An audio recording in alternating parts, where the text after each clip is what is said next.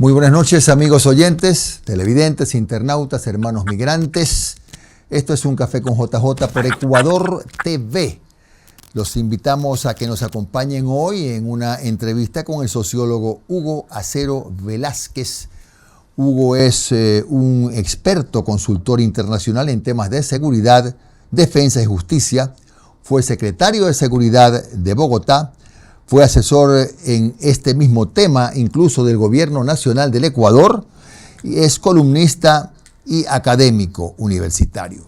Gracias a Hugo Acero Velázquez, con quien hablaremos pues de la inseguridad que está subiendo de tono en este país. Y la primera pregunta para Hugo, que está ya con nosotros, es: Hugo, desde tu visión, ¿Ecuador está perdiendo esta dura batalla contra el crimen organizado? Buenas noches, JJ. La verdad es que las cifras indican que es así. Y las cifras de violencia de manera particular. O sea, Ecuador pasó de ser un país que tenía una tasa por debajo de 10 homicidios por cada 100.000 habitantes. Y de acuerdo con las cifras que el comandante de la policía dio hacia finales de diciembre del año pasado, Ecuador ya estaría con una tasa de 50 homicidios por cada 100.000 habitantes, que lo ubicaría como el segundo país más violento de las Américas. Bien, ¿y esto qué quiere decir en buen romance? ¿Que estos son números que no se pueden revertir o qué hay que cambiar en cuanto a la estrategia para combatir el crimen organizado? No, son números que hay que reconocer. Lo primero que hay que hacer es que hay que reconocer que la violencia en Ecuador se ha incrementado de manera fuerte, reconocer los graves problemas de inseguridad y reconocer que este no es un problema solamente del Ejecutivo, del presidente Daniel Noboa. Este es un problema del Estado y de la sociedad ecuatoriana. Si no se involucran las demás instituciones como el legislativo, como el judicial, las cortes, los jueces, los fiscales y la sociedad en su conjunto, va a ser muy difícil revertir esa tendencia. Desde luego se puede, pero es necesario reconocer el problema, trabajar en equipo y avanzar en una estrategia que por lo menos permita detener ese crecimiento que en los últimos años no ha dejado de crecer, salvo el año 2024. Y el 2025 volvió a aumentar, pero el 2024 sí cayó el homicidio y creíamos que esa era la tendencia nuevamente hacia la baja, pero desafortunadamente 2025 mostró que la cosa va hacia arriba. Se requiere un trabajo fuerte y no solamente del Ejecutivo Nacional en cabeza del presidente Daniel Noboa. Claro, eso es lo complejo en este país, Hugo, donde la práctica política es tan especial, no hay tantos escenarios de egoísmo, de pugnas permanentes, que hablar de trabajar en conjunto es ideal, pero muy complicado. ¿Qué? Tú, por ejemplo, hablarías de formar, qué sé yo, pues una comisión, una mesa técnica para poder integrar hasta la sociedad civil, que me da la impresión de que le falta incorporarse al trabajo para combatir el crimen organizado.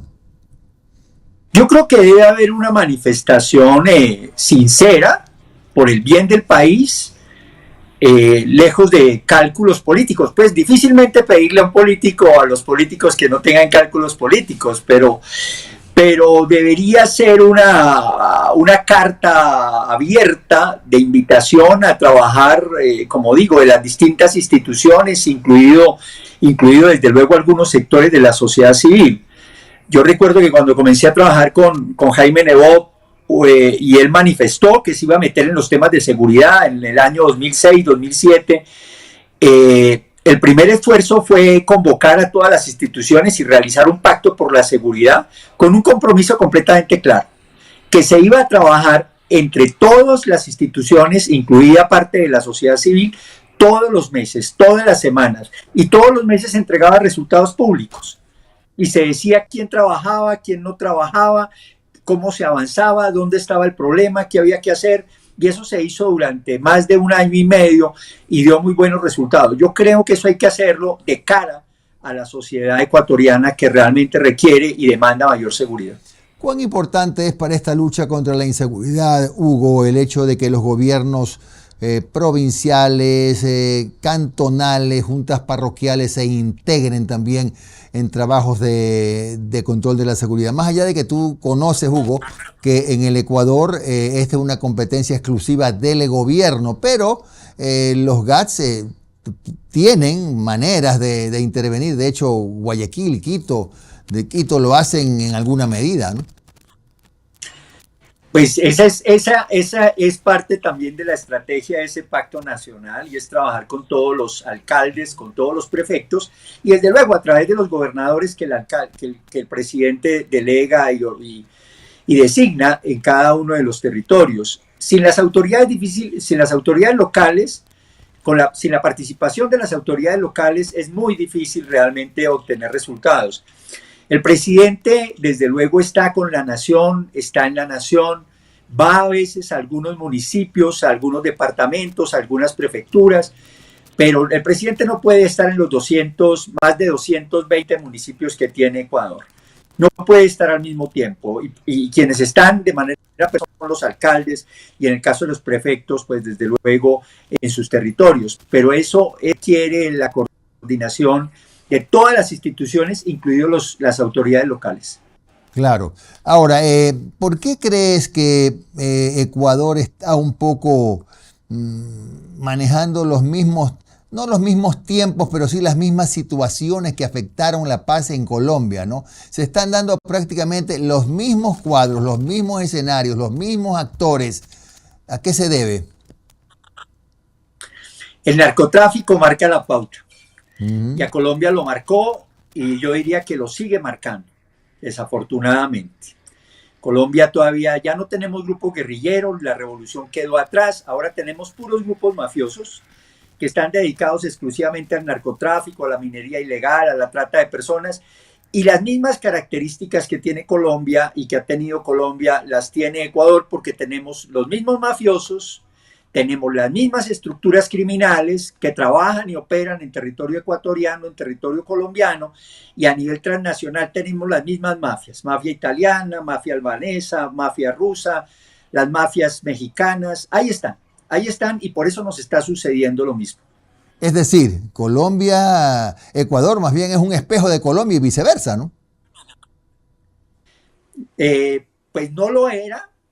Yo tuve la oportunidad de trabajar con el alcalde Paco Moncayo, con el alcalde Jaime Nebot, ahora último también con el alcalde Juan José Yunes y con el presidente de la República, pero tuve la oportunidad de disfrutar Ecuador en esa paz y tranquilidad de comienzos de siglo, y pues parte de comienzos de este siglo grande, y la verdad es que eso sí se ha venido deteriorando, y de lado y lado pues tenemos hoy problemas. Ahora, Hugo, acá estamos en una media de 50 asesinatos por cada 100.000 habitantes. En Colombia, ¿cómo está ese número? En Colombia acabo de sacar un estudio que muestra un nuevo ciclo de violencia. Hasta el año 2020 teníamos una tasa de 22 homicidios por cada 100.000 habitantes. En estos últimos años ha crecido, y hoy tenemos una tasa de 28 homicidios por cada 100.000 habitantes. Ha crecido de manera preocupante durante los últimos 5 años, sin que el gobierno del presidente Iván Duque, y menos el presidente Gustavo Petro, hayan hecho algo para evitar ese crecimiento y el aumento de la violencia, y desde luego también de la delincuencia. Claro, ahora yo quiero creer que a lo mejor una de las razones por las que aquí duplicamos casi el número de muertes violentas a Colombia es porque desafortunadamente en la frontera sur de Colombia está la más grande plantación o las más grandes plantaciones de coca de la región, y esa coca ingresa a territorio ecuatoriano, pues, y acá se ha convertido en un país de tránsito, y como país de tránsito enfrenta bandas, ¿no? ¿Crees tú que ese es uno de los problemas más sensibles y que no ha podido ser resuelto por el gobierno de Colombia y de Ecuador?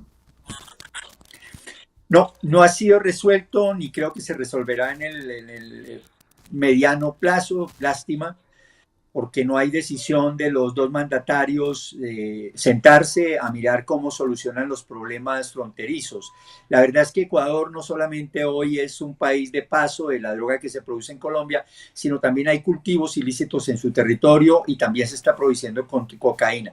No en las mismas cantidades que produce Colombia, pero ese es el camino por el cual también comenzó Colombia y es posible que esos cultivos y esa producción de cocaína siga creciendo en Ecuador. Ahora, Hugo, este dato que me estás dando de la producción de cocaína en Ecuador sería en el norte, supongo, o en la En la región frontera oriental. norte, ¿Dónde? básicamente todo lo que tiene que ver con la frontera ecuatoriana con límites con Putumayo, ahí Mm, operan los Lobos ya. en alianza con la segunda, con los carteles de la frontera,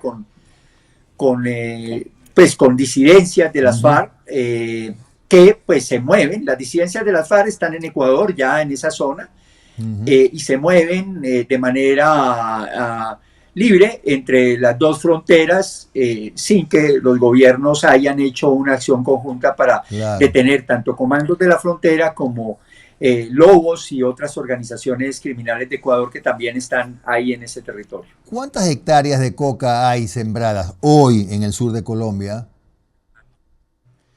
Se habla exactamente de un 25, entre un 25 y 30% de la producción nacional está con frontera con el sur del país. Eso incluye también, desde luego, la frontera con Perú. ¿No es tanto así como unas 300.000 hectáreas como trascendía? No, no, estamos No. hablando de 300.000 hectáreas hoy en Colombia a nivel nacional, pero Ya. tenemos hectáreas sembradas en el norte del país, en la frontera con Venezuela, en el oriente, en los llanos orientales, pero también en la frontera con Ecuador y Perú. Está claro entonces, Hugo, que debe darse una especie de acuerdo binacional Ecuador-Colombia para poder combatir de lleno el tema del narcotráfico, porque mientras sigamos aquí siendo un país de tránsito, esta guerra de bandas no va a terminar y por más capturas que hace, y las hace y muchas, el Frente de Seguridad del Gobierno Nacional, pues la violencia no cesa, ¿no? Y justo de eso vamos a hablar cuando regresemos, Hugo. Pero, no, por favor, lo que ibas a comentar. Listo. Ah, ¿ibas a decir algo? O No, lo hablamos al regreso? básicamente, Ajá. ¿Ah? como quieras, JJ. Quedo pendiente. Bueno, entonces regresemos en unos minutos más para seguir conversando sobre la necesidad de este acuerdo binacional Ecuador-Perú, Colombia, para poder empezar a ponerle freno a esta irrefrenable guerra de bandas que hay en este país.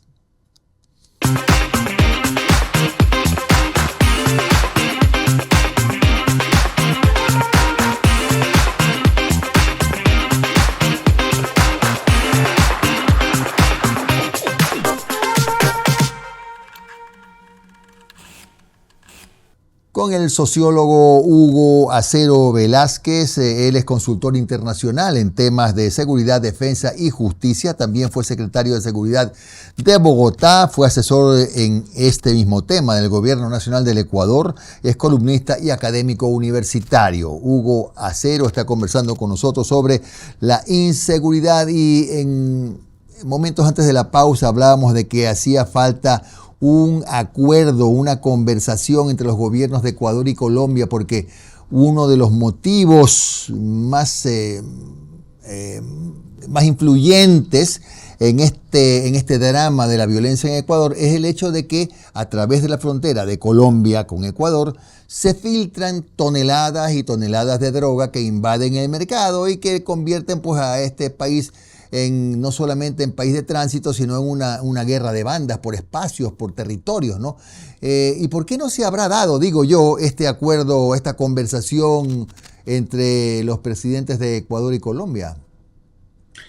Yo creo que está referido a las posiciones ideológicas de los dos mandatarios. Desafortunadamente, Gustavo Petro no ha sido el mejor aliado estratégico, tampoco el mejor diplomático, si se quiere, en las relaciones con Ecuador. Es conocido de los ecuatorianos el mal comportamiento de nuestro presidente en Ecuador, la manera como tampoco reconoció el triunfo inobjetable del presidente Daniel Noboa, y creo que las diferencias entre derecha y izquierda de uno y otro lado no les ha permitido sentarse con cabeza fría y dejando de lado esos intereses políticos, más bien pensando en la nación ecuatoriana y en la nación colombiana y en sus ciudadanos, el poder sentarse a mirar cómo solucionamos un problema conjunto que tiene que ver con el crimen transnacional que está operando, eso sí, de manera muy relacionada, porque si algo tienen los delincuentes es que se saben relacionar y cuando tienen sus problemas los resuelven a su manera. Pero hay más relación, hay más coordinación entre los delincuentes que entre los mandatarios y los gobiernos de Ecuador y Colombia. Pero estamos claros que una de las razones más poderosas para la situación del Ecuador en esta guerra de mafias, digo, siendo un país de tránsito seguramente el más importante del mundo, es esto del permanente ingreso de drogas a través de la frontera norte. Creo que en eso estamos bastante claros, ¿verdad? Sí, sí, la verdad es que ese es el tema fuerte al cual deberían dedicarle energía a los dos gobiernos, más que a sus diferencias ideológicas. Creo que inclusive en sus diferencias ideológicas podrían llegar a un punto intermedio de cómo combatir. Ya hoy el presidente Gustavo Petro casi que va a ir a rendir cuentas a los Estados Unidos respecto al tema de las drogas y seguramente va a aceptar mucho de lo que el presidente Trump diga con respecto a cómo combatir las drogas y creo que eso daría una cercanía entre el gobierno colombiano, esa nueva posición que podría tener el presidente Gustavo Petro después de la reunión con Trump, que permita acercar a Colombia, a Ecuador también, para mirar cómo de manera conjunta se combate precisamente el flagelo del narcotráfico y las otras rentas criminales que están ahí presentes. Claro la que minería sí. ilegal que tanto también Así está es. afectando a Ecuador. Es gravísimo. Hugo, ¿cómo maneja Colombia esto del lavado de activos? Bueno, hay unas leyes, hay unas normas un poco dispendiosas, pero hay un trabajo importante. Yo creo que desde el punto de vista práctico, Ujú. es que los ministerios de Hacienda deben jugar un papel muy importante en ese tema de lavado de activos. En el caso de Colombia es la unidad precisamente de manejo financiero, la UIAF, que está trabajando con los organismos de inteligencia para mirar esos movimientos de capital grande que efectivamente logran detectar las haciendas públicas y es ahí donde hay que hacer investigaciones profundas desde el punto de vista no solamente de investigación criminal y de lavado de activos, sino efectivamente todo el tema de recursos que manejan las organizaciones criminales y ahí juegan papeles importantes, como digo, las haciendas, y en este caso la Hacienda de Ecuador, los ministerios de Hacienda de Ecuador, de Colombia, de los Estados Unidos. Toda esa información financiera debería fluir precisamente para atacar a las estructuras criminales en lo que tiene que ver con sus rentas y con sus finanzas, que es donde más les duele. A ellos no les duele que los capturen, no les duele que inclusive los lleguen a matar, porque al final del día lo que pretenden es que sus familias terminen enriquecidas, y lo que más le duele es que le quiten los recursos y en ese sentido toda la acción de ataque a sus finanzas y al lavado de activos debería ser una prioridad de nuestros gobiernos y ojalá hacerlo de manera conjunta. Claro, ahora, no sé si en Colombia, pero acá en Ecuador, Hugo, tú estás informado porque eres un estudioso de la materia, que se desató la fiebre de las muñecas de la mafia, que han abierto una caja de Pandora donde se determina que probablemente uno de los lugares ex Isla de Paz, que es San Borondón, es al parecer una especie de capital de lavado de activos. Y usan a señoritas, mujeres jóvenes, como pantalla. ¿Igual se hacía en Colombia o este es un estilo made in Ecuador? No, es lo mismo, lo mismo. Es que no es solamente la actividad económica, es una cultura mafiosa que se difunde a lo largo y ancho del territorio latinoamericano hasta donde llega el narcotráfico, que instrumentaliza y que casi que vuelve en mercancía a las mujeres. y las diseña a su manera. En Colombia, como digo, esto ha dado hasta para películas, ¿no? Las muñecas de la mafia, sin tetas no hay paraíso, y aquí no estoy siendo vulgar, eso es un titular de una Claro, película claro. y de una serie, y una serie de series mafiosas que muestran cómo la mujer termina cosificada, instrumentalizada, porque entre otras cosas, como muchas actividades, el narcotráfico es manejado por hombres, es un Ujú. patriarcado de mafiosos que ha estado ahí. Son muy pocas las mujeres, casi contadas con los dedos de la mano, las mujeres que han llegado a ser grandes capos o grandes líderes del narcotráfico. Ahora, estábamos planteando algunas alternativas de solución así en desorden desde que comenzamos el programa, pero para irlas ordenando, el diálogo binacional es fundamental, ¿no? Para ver de qué manera se logra controlar con esfuerzos de los dos países el ingreso diario e indiscriminado de drogas desde el país vecino Colombia. ¿Qué más? Aparte, decías tú, la integración de la sociedad civil a las conversaciones y a las estrategias para combatir el narcotráfico. Esa era la otra alternativa. Pues el trabajo a nivel nacional, yo creo, a internacional, a nivel transnacional, porque es que estamos ante estructuras transnacionales, es que en nuestros territorios están los albaneses, están los rusos, están la mafia italiana, están las mafias mexicanas y otras tantas mafias que están operando en nuestros territorios, y eso no se combate solamente con justicia nacional. Es necesario, y con inteligencia, investigación criminal nacional, es necesario la vinculación de países, de esos países donde bien tienen origen estas mafias, y pues particularmente la alianza estratégica con los Estados Unidos, el Reino Unido, con Israel. Yo creo que son trabajos que hay que desarrollar. Esto requiere acción nacional, internacional. De lo contrario, es muy difícil enfrentar un crimen que tiene desde hace Ujú. muchos años características transnacionales y que son grandes empresas y con Claro. gran cantidad de recursos. Hugo, ¿en algún momento Colombia normalizó esto del narcotráfico y de la violencia en las calles? Pues lo mismo que ha tenido los demás países donde ha llegado el narcotráfico. En los años 80, eh, Pablo Escobar llegó a ser congresista, estuvo en el Congreso, la gente envidiaba las fiestas y los lujos y el derroche de estos nuevos ricos que se pavoneaban y se movían por todo el país.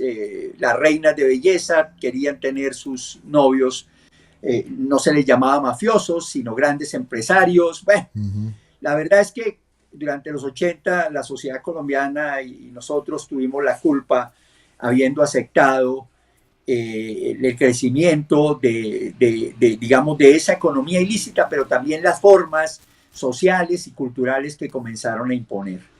Hay una cultura mafiosa, hay una cultura traqueta, y eso se ha mantenido en ciertos lugares del país, y es de manera preocupante, preocupa efectivamente que hasta los valores culturales y morales se cambien por esa nueva cultura mafiosa, y eso es lo que está sucediendo en Colombia y en Ecuador. Claro, ahora, ¿por qué la diferencia, Hugo, de las muertes violentas? Aunque parezca un tema de menor trascendencia, a mí sí me llama la atención, habiendo tantas mafias en Colombia, ¿por qué casi duplica el número de asesinatos, de crímenes en el Ecuador? ¿Por qué? Bueno, Colombia también tuvo una tasa de 80 homicidios por cada 100.000 Ah, habitantes caray. hasta el año 1994. Vuelve y sube más o menos a una tasa de 72 en el año 2000, y a partir del 2003 comienza a caer el homicidio hasta llegar a 26. Se ha mantenido porque sí, digamos, durante todos estos años hemos tenido una institucionalidad, tanto en seguridad y justicia, que se ha profesionalizado, que ha avanzado, y a pesar de los buenos, regulares y malos gobiernos, sobre todo de los regulares y malos gobiernos, se mantiene, digamos, una institucionalidad de seguridad y justicia bastante profesional y bastante robusta, aunque este gobierno desafortunadamente ha debilitado a la institucionalidad militar y policial en el país, y también, desde luego, diría que la manera como no ha asignado presupuestos a la justicia, también lo ha hecho con la justicia. Claro, perfecto. Muchas gracias, mi estimado Hugo. Me quedo con algunas de tus iniciativas y sobre todo mencionar la importancia que tendría ese diálogo binacional, porque hasta el 2023 en la región de Putumayo y Caquetá había pues 57.000 hectáreas de coca y en suma, como lo dijimos, cerca de 300.000. Mientras no se sienten los dos presidentes de los dos países a conversar, a dialogar y a buscar estrategias conjuntas, el camino es todavía cuesta arriba. Muchas gracias al sociólogo Hugo Acero. Hemos hablado de la inseguridad que sube de tono en Ecuador y hay que seguir luchando para bajarlo. Nos vemos, Hugo. Un abrazo. Si me permite una ¿Cómo no? intervención. ¿Cómo no? JJ, yo creo que sin estar completamente de acuerdo con las acciones que desarrolla el presidente Trump y cuales también he criticado de manera pública, creo que esas acciones va a llevar no solamente a Colombia con Venezuela a entrar a trabajar de manera conjunta contra el narcotráfico y contra los grupos criminales que operan en Venezuela. Y creo que eso también podría llevar a que haya una alianza estratégica entre Colombia y Ecuador a combatir el narcotráfico en la frontera binacional.